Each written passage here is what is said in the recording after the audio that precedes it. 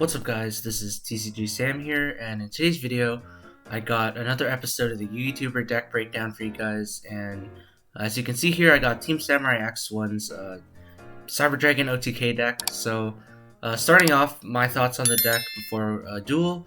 I think the amount of hand traps it's allowed to play definitely makes it able to go second, and with this OTK potential, excuse me, from like machine duplication and machine duping your hers or your core or something, it's pretty good. Like, I'm by no means an expert on Cyber Dragons, but I feel like this list seems pretty solid. Like, at the beginning, I don't notice anything that I would definitely have to change, but I guess we'll see after we get into a duel. So without further ado, let's get straight into it.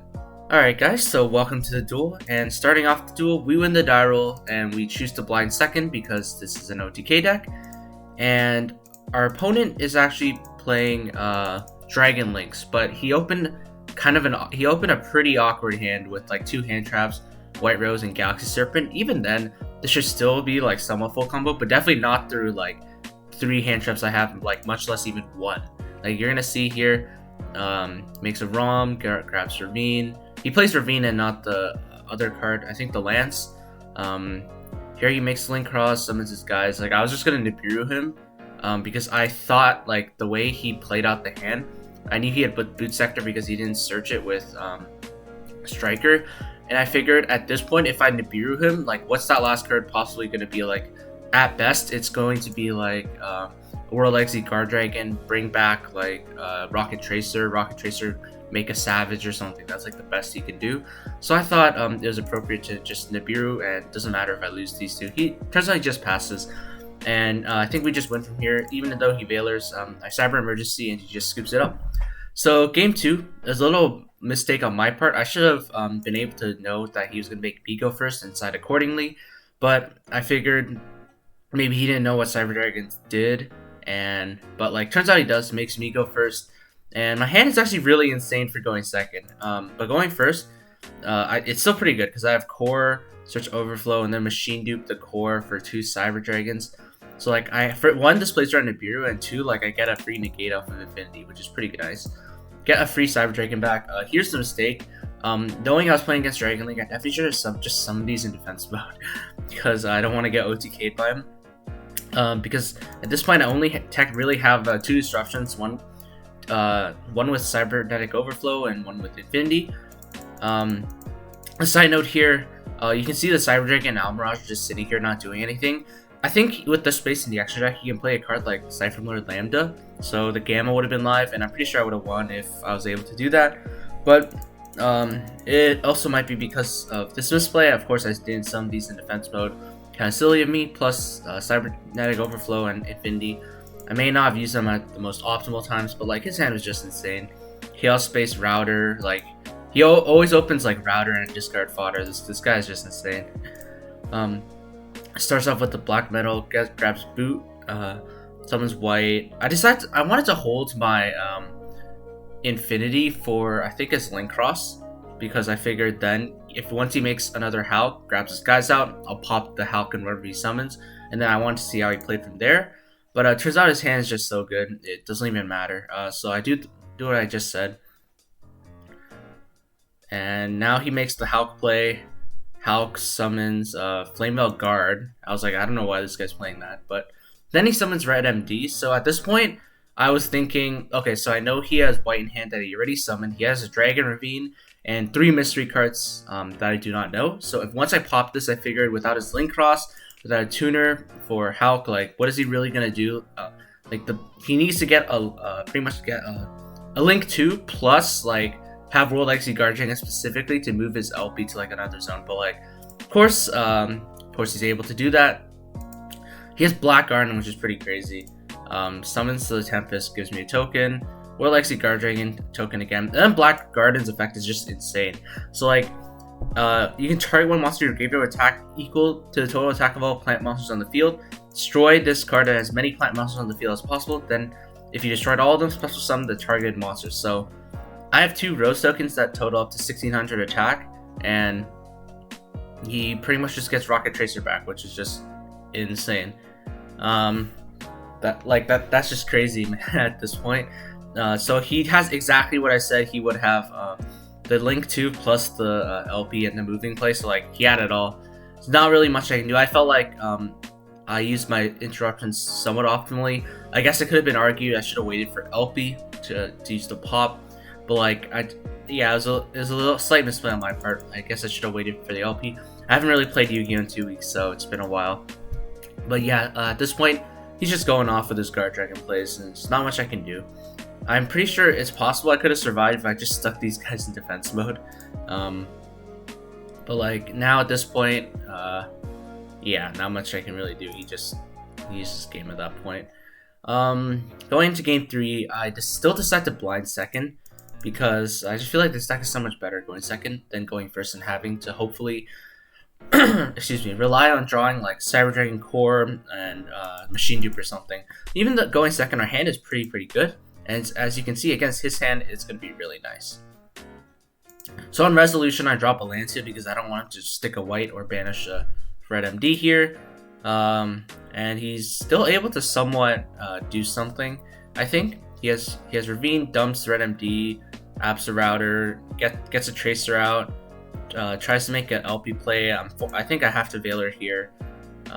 He's still able to go off with like Pissy. I'm not sure why he didn't just like bring back red MD and then red MD bring back Tracer. If he's just gonna do this play, it gets him an extra monster on board. But regardless, he's able to end on Appaloosa 2 negates and a Savage plus a Veiler in hand. And my hand, yeah, so I do apologize in advance. This is pretty cringy how badly I played this. So starting off, I'm gonna explain the play that I think I should have done. So at first, I believe it would have been best if I just set the Hers, contact fuse away his Appaloosa and the Hers for a Chimeric Mega Fleet, trigger Hers. I highly doubt he's going to negate that because I'm just searching a Cyber Dragon. Then activate Cyber Emergency. Whether he negates Cyber Emergency or not does not really matter to me. It actually does not matter to me if he negates it. If he negates it with Savage, perfect. Then I'm able to summon Natchter with discarding Cyber Dragon, special Natchter, bring back Cyber Dragon. So at this point, I have Chimeric, Natchter, Cyber Dragon. I can turn the Chimeric and the Natchter into a Sig. I forgot what it's called, like Sig. The Link 2 Cyber Dragon. Once again, I apologize for being uninformed about this, but I think its effect can activate in the battle phase, and it's a quick effect. So forgive me if I'm wrong, but like the only way I still lose then is if he's able to somehow Veiler my Link 2 before I'm able to do anything with my Cyber Dragon stuff. So if he Veilers my Link 2, that's fine because I can make Anaconda dump Overload Fusion, and then Overload Fusion just make my Chimeric guy really big and just swing over his whole board. So hopefully that made sense to you guys. You guys are gonna see what I do is very different from that. Very cringeworthy. I start with Cyber Emergency. Even then, this is not even that bad of a start. It's what I do later. So I add it back with its effect because it was negated, and then I attempt to trigger Hers, but then I sort of forgot he had Appaloosa because I just assumed they always make Seal. So then I try the Contact Fusion play. It was just terrible of me. I should have kept the Natchter. What I didn't know was that Cyber Emergency was an activate once returned, and since he negated the activation, I'm actually able to use it again on like a Cyber Dragon or something. So honestly, I just passed on a Mega Fleet. It's just super cringeworthy. I truly apologize for that, guys. If I had done the play I explained a bit earlier, would have been able to out his Savage, have board presence, threaten game next turn, and he'd be forced to use the Veiler in his hand on either my Link 2 or my Anaconda. If somehow like either way, it doesn't really matter to me because I'm outing his Savage and I have board presence. Plus like a follow up with like with actually no, not really no follow up in that case, but like he's just top decking as well. Even with his Boot Sector launch, bringing back 2 rockets, like what is he gonna do with that once his extra deck is like half gone? But yeah, as you guys can see, I just passed pretty poor play on my part, and I do apologize for that. However, I do think that like even if I did do that play, I still think I would have ended up losing. Like assuming the Veiler was gone, he still has a Dark Monster for a Chaos Space to search White Dragon. And once he searches White Dragon, he might be able to do something. Like he may be able to do something. Makes another striker, because there's a cool combo with the striker dragon where he can pop itself, add back recharger, summon back red MD. I did not know that. So first he could start with boot sector launch to begin with. Made like a link 2 or 3, linking off the white search black, and then chaos space do the play where you put it back. And then at that point, you can make a striker dragon, striker pop itself, grab back recharger, bring back red MD, and he's just able to go off from there. So it's still debatable. Even if I made the correct play, I still would have lost. But even then, like, no excuse really. It's just my ignorance and my inexperience with the deck that caused me to really misplay with like that. This guy had game long time ago. He knows I have emergency in hand and a blank, but doesn't matter what it is because he has savage. So he could have just swung into my zero defense and then swung with savage, red MD, and then white for game, because it's like at 36 plus 28 is 64 plus 17 is 81. So that would have been game. He didn't need to do all this and overextend. But at this point, I just give it to him because like there's nothing I can really do. Even if I played correctly, I think I still would have ended up losing. But I still apologize once again for misplaying. Hopefully, you guys were still able to get something from this duel. But yeah, anyways, I'm gonna get straight on to the post-duel analysis now. Alright, so welcome to the post-duel analysis where I'm giving my thoughts after playing a duel with the deck. Personally, once again, like I said, I'm not the best with Cyber Dragons, and you guys could clearly see that in Game 3.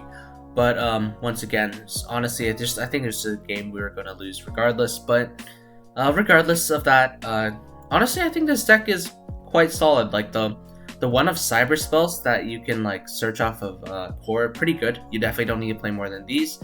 I never had a chance to use Cyberload, but the OTK combo with Anaconda is pretty cool. But I feel like there's quite a bit of filler in the extra deck that you just definitely do not need.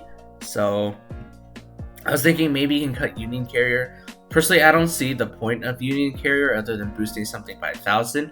Sure, you can equip like a hers and then gains 1,000 when it dies. You get a Cyber Dragon, but I think something like Lambda is just better because obviously because of the Gamma stuff, or even without Lambda, like a Unicorn IP package. Yes, Anima is good. I just never had a chance to use it. Perhaps it's a little greedy to just play Antis and Mechaba for the one matchup you play that may or may not even be playing Maximus in their main deck. So I think you can, I think just the fear of Cyber Dragon Nova alone will deter them from playing Maximus against you. You don't even have to play these targets. And besides, even if they do make you send Nova, Nova still gets you like a card like Rampage Dragon, which is a free body. It's actually pretty good. So I don't think you need these. You can play like IP Unicorn package, because going first, if you don't see like traps or machine dupe plus core specifically, like you don't really do anything. So yeah, other than that, I think honestly the main deck is pretty solid. Hand trap lineup's really good. You got 3, 6, 9, 12, 15 hand traps, so like you're usually definitely pretty much drawing at least one, like most of the time drawing 2 even.